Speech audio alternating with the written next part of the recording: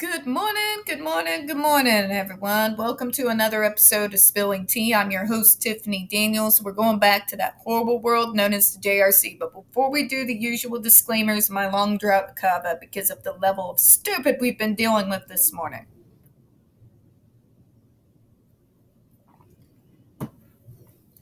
All right, folks, in the description box, you're going to find a link to the article that the Judge Rotenberg Educational Center doesn't want you to read. It's written by NeuroClastic, a small non-for-profit started by Autistics for Autistics, wherein they interviewed and surveyed over 900 ABA professionals in regards to the JRC's so-called behavior modification program. Matter of fact, the JRC doesn't want you to read this article so much they have threatened NeuroClastic with a defamation lawsuit if they did not remove it from the website. NeuroClastic has refused, so you know the drill, folks. Please read that article and don't forget to share it on all your social media. We also have linked in there NeuroClastic's public statement regards to the defamation lawsuit threat, as well as a link to their GoFundMe. We are crowdfunding, folks, in case the JRC has the balls to see through with their threat. We also have linked in the first article that has to do with the name change from Agape to Stone for Help. Agape Boarding School / Stone for Help is a Christian-themed boarding school based out of Stockton, Missouri that takes in so-called troubled male teens that has impending over 21 civil lawsuits, claims, and allegations leveled against it. All claims thus far have been substantiated by the hard evidence gathered during the investigation done by the Missouri Department of Social Services and include the following: sodomy, rape, sexual assault, child abuse, psychological and emotional abuse, child trafficking, starvation, and that's just for starters. You have one former staff member arrested by the FBI, another a doctor who still lives on the premises with full access to the boys, I might add, upon multiple, again, substantiated claims of sodomy, rape, and sexual assault with the boys there. We have a brand spanking new attorney general who has still yet done nothing to address this topic, and a governor too busy chasing after imaginary drag queens to actually do his job. So, please don't forget to read that article and share it on all your social media from Ozarks First. We also got the pertinent links to the Stop the Shocks campaign as well, including Hoya's massive archive on the subject. Jennifer Masempa's behavioral sheet of shockable offenses.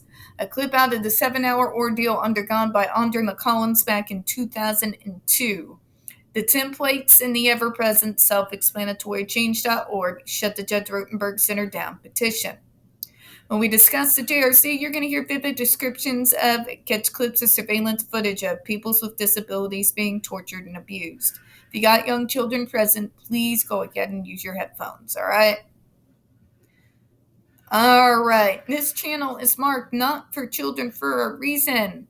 You're going to hear profanity, and we will speak on dark subjects. If your child is 16 and younger, please, folks, parental supervision, all right? Okay. Trigger warning. We are about to once again descend into the mad ravings of the lunatic mind known as Dr. Matthew Israel. You're going to hear gaslighting, victim blaming, lies, insane so-called circular logic, pseudoscience. We are going to hear enough abuse apologencia and torture apologencias to make us nauseous, enough ableism and bigotry to circle a globe a few thousand times. We're going to have pure torture crammed down our throat and told us to make us, well, why don't you like it? You see where I'm going with this here, okay? So just be advised, the stupid is coming. As it always does.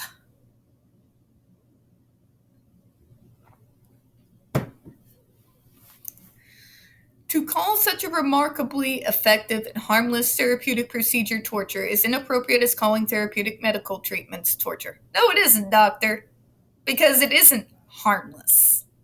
This is one of the things about the JRC that amuses me the most, because the doctor doesn't seem to get it.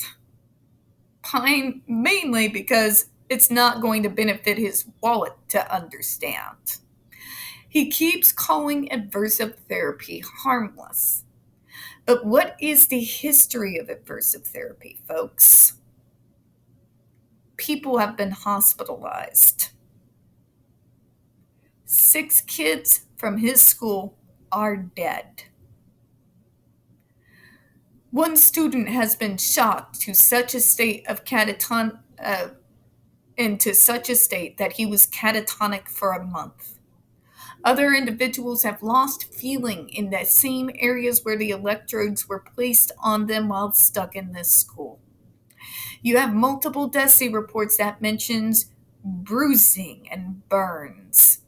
We know for a fact that they will have a clinician move to other areas those same electrodes because the areas where they were using it before are now unable to continue to sustain injury. That's not harmless, doctor. And once again, to compare your torture device with surgery does not make sense. You do not do anything to minimize the discomfort or the pain that you put these kids through. You do not give them painkillers. There is no prep. There is no warning. You are using a device at just below the lethal limit, and you're calling it harmless. It's not harmless, doctor. And you can't tell me it's harmless and bullshit me when I have the receipts. ER documents, court documents, DESI reports, the New York report, the reports of the survivors. But according to Dr. Matthew Israel, everyone's lying but him. Sounds like another person we know, doesn't it?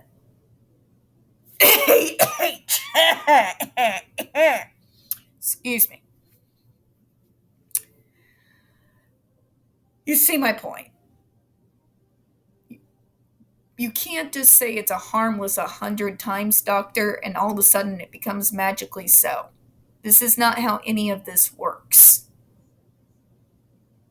But let's read this paragraph, shall we? Because there's more stupid to come. If we were to accept the reasoning of the authors of the MDR report, dental surgery and cancer surgery, to take 2 examples, would each satisfy the definitional requirements for torture. No, it wouldn't! Quit comparing the 2. They are not the same. I'm getting real tired of having to explain this to you, but since you seem to have the education of a child of 3, let me try to use small words so you understand, doctor. Surgery is not the same as a device designed to hurt people. Okay? It's not the same thing. What do we do in dental surgery? As someone who has recently gone through it, allow me to elaborate for you. Before my teeth were extracted, I was placed in a comfortable chair and was asked numerous times if I was uncomfortable. Then a gel is placed upon me with Q-tips into the areas where the surgery was going to happen and the teeth were going to be extracted. After using that numbing gel, they then after that used numbing drugs where they put shots here, here, and here, which is why when I came back from that surgery and looked like a chipmunk, that's why. That's why. Those drugs enabled them to do the surgery of causing me the least amount of pain as humanly possible, after which I was prescribed painkillers to take while the healing process was going on, and strict instructions on what to eat and what not to eat as to opposed to not cause any more damage or cause the very painful case of what they call dry rot, where literally because of the what you're eating, the blood clot gets dislodged and the bone becomes exposed. It's supposed to be extremely painful. Okay? That's dental surgery. That's numerous steps that they went into to make sure that what they were about to do was going to cause the minimal amount of pain humanly possible. Now let's bring up cancer surgery. Again, what is done in these cases, doctor? Drugs are given as a means of painkillers to minimize the pain that the individual is going to go through during surgery and the healing process. They are often scoped and then put into a medical induced sleep so that during the surgery they do not wake up and feel everything that is happening to them. They numb these individuals so they do not even feel the knife going in, okay? Doctor, these situations you bring up have fail-safes. They have medicines and other things that they have done over the years to minimize the discomfort and pain of the individual patient that they are treating. They therefore, in no way, shape, or form, fit that definition of torture that is mentioned in the MDRI report. And what's even worse, folks, is I know he fucking knows it. If he was this fucking stupid, even in the fucking 70s, he would have never gotten through med school. He knows it's stupid. He knows it's a lie. It's a false equivalency. It's once again comparing the apple to a fucking speeding semi-truck. It makes no coherent sense, and nobody with two brain cells to rub together would even dare think to compare the two. Now let's talk about your device. Your device, by your own admission, was created because you believed that the original device being used was not causing enough pain. Your own words, doctor. Gotta love receipts. Your device is not used in a manner in which to minimize the pain and suffering of the individuals who are on the device. And please spare me, but it's saving them from self-abuse because, again, I see your argument and I raise you that you want to replace my self-abuse with you abusing me. It doesn't logic. Spare me the bullshit. Your device is designed not to minimize discomfort or pain, but to maximize it. Your whole idea of therapy is to heighten the terror of these individuals because it's based on this psychotic idea of scare them straight boot camp. Didn't work for Dr. Phil, and it's not going to work for you, doctor. Okay? Your device is designed to cause the maximum amount of pain possible with still legally being able to get away with it. That's it. That's all. None of these devices, as recent as the GED-3, the GED-3A, and the GED-4, or even the GED-2 for that matter, have been approved by the FDA. Only two devices were, the GED-1 and the SIBIS. That's it. None of these devices he's currently using has been peer-reviewed or studied by anyone, except those there who benefit from agreeing with him. These things are not the same. Quit trying to make the argument. It doesn't work. But let's move on. To equate with torture the systemic use of aversive stimulus that is employed to decelerate extremely painful and dangerous behavior as part of a court-approved and subsequent periodic review by a court is to make the mistake that one would make if one would call it a surgeon's use of a knife, stabbing, or an assault with a deadly weapon. Again, doctor, again, your comparisons do not work. For fuck's sake, I feel like Regina George in like Mean Girls. Stop trying to make this happen, doctor. It's never going to happen. It's never going to happen. These are not the same things, and what's worse is I fucking know he knows that it's not. There are fail-safes in place during these type of procedures that he's mentioning to minimize the discomfort and pain of the patient that is undergoing them. He does not do any of these things. He does nothing at all in any way, shape, or form to minimize the pain, discomfort, and suffering of his students. He, in fact, employs psychologists to maximize it because that's his idea of how to fix us through terror. Okay? Please stop. Doctor, shut the fuck up. These are not even remotely close to being the same things. And quit trying to make us believe the line painful, dangerous behavior. We've seen the Andre McCollins video, doctor. It's been out a long time now. What is dangerous about Andre McCollins not wanting to remove his coat? Was anyone threatened?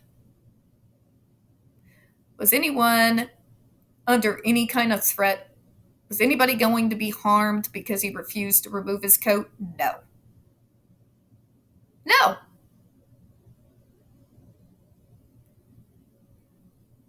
Please stop with the bullshit. You would shock individuals if they spoke out of turn. You would shock individuals for if they stood up for more than 3 seconds, excuse me. They stop work more than 3 seconds. For fuck's sake, you make them work 9 hours. They get no fucking weekends. We know, in fact, if these kids breathe in a way that you disapprove of, you use the shock device. So please stop drumming on this. We all know it's a lie. You use that device for whatever you see fit, and you really don't give a shit about the damage that you're causing. Please stop with the bullshit. Okay? For fuck's sake, it's enough. And by the way, quit hammering the court thing, especially in Massachusetts. If we were to go with the doctor's logic, let's use your false equivalency, doctor, shall we? If I'm to believe that the court, remember, judges went to law school, not medical school, then I'm to believe that, in fact, what the judges did during the Salem witch trials in the very same state were actually good and above board and actually a wonderful thing. I mean, after all, those murders were court approved. Right? Right? If it falls apart upon anyone examining it with 2 brain cells to rub together, it's because it's bullshit. To sit there and try and tell me that the courts never get it wrong, there's a reason why the appeals system exists, doctor. Okay? Court approved does not mean safe. And let me say that again. I wish I had a fucking Megan phone. Court approved does not mean safe. Judges are lawyers, first and foremost. They went to law school, not to medical school. Okay? These people do not have the education or the background to be making decisions when it comes to these kids. Okay? The parents should be making the right decisions, but as we all know, we all want to live in the fantasy world where all parents have their kids' best interests at heart. But I live in this place called cold, hard reality. Some parents are well-meaning. They want to cling to a hope, to a fantasy, to a lie. They don't want to believe or face that what they have done has consequences. So they'll buy whatever lie that you sell them so that they can go to sleep at night. There are how other parents who will literally look to dump their problematic kids because we didn't come up as the model that they wanted. Yeah. Those parents exist. Individuals who had their kids to be accessories. And if that kid, when they grow up, begin to show signs of a disability, get cast off like we were the clothes from last season. I know this because I've seen it. So again, it doesn't work. But for those individual parents who actually gave a shit about their kids, who believed it in the beginning but then did their research. Yeah, those, doctor. Like Cheryl McCollins. Right? You really wanted to shut her up because she was telling the world the lie for what it was. And she went into detail. Okay? As far as periodic review by a court, again, a juror starts as a lawyer, which means they go to law school, not medical school, which means they have no fucking business making these types of decisions in the first place. This is what should be done between patient and fucking doctor. If you are a minor, it should be done between patient and parents. Fucking judges should have no fucking bearing on it whatsoever. But I do know of cases regarding this school that when the parents fought back, they went to court, had a court-appointed guardian appointed over these kids so that the guardian could keep them in this school forever, and nobody can do anything about it. In fact, that is the case for many of the kids in this school. Court approved does not make it safe. Continuing to use this nonsensical argument doesn't even make sense. Okay? Now again, with the use of surgery. But you would call a scalpel stabbing or assault with a deadly weapon. Doctor, how fucking stupid do you think we are? I mean, I know you goddamn idiots out there think that if we're not actually, drooling on the floor and flinging our shit that we shouldn't have our diagnosis. But how stupid do you actually think we are? Okay? It doesn't hold weight because, again, a person undergoing surgery goes through protocols. There is pain medication administered. The person is put to sleep and scoped. Every precaution under the sun is taken to minimize the pain and maximize the healing factor as humanly possible during these so-called surgeries. You want to know why the MDRI would not consider a scalpel a deadly weapon? Even though it is, when used in an incorrect way. It's because we all know we've only had years and years of fucking hospital shows to show us that prep work is done before surgery. Pain medications used, sleeping gas used, in order to see to, as much as humanly possible, the comfort of the patient. Your device does none of these things. It is used to maximize discomfort and pain. You do nothing to numb it. You do nothing to stop it. You, in fact, invent a new device every fucking year more painful than the last. Bear me the bullshit. Okay? But that's what they'd have you believe, though. That's their logic. No, it isn't, doctor. That's your logic. That's your dumbass trying to come up with excuses and make us believe it. You're putting words into MDRI's mouth. Okay? It's bullshit. And by the way, folks, the special rapporteur on torture knew it was bullshit. In fact, after receiving this insane fucking rambling document, they renewed their calls to have the FBI investigate this place every single year since 2011, 2012, 2013, 2014, 2015, 2016. I can go on. All right? And quit with the fucking ego trip of trying to tell us that you know the UN Special Rapporteurs on Torture's job better than they do. We're going to go ahead and close out on that, folks, and then get to the last video here. We don't get very many views on this channel. The few that we do tend to get removed from time to time. So, folks, please don't forget to hit the like button, hit subscribe, and don't forget to hit those comments. I do appreciate your time, and as always, we here at Spilling Tea do hope you have a good one. Bye-bye.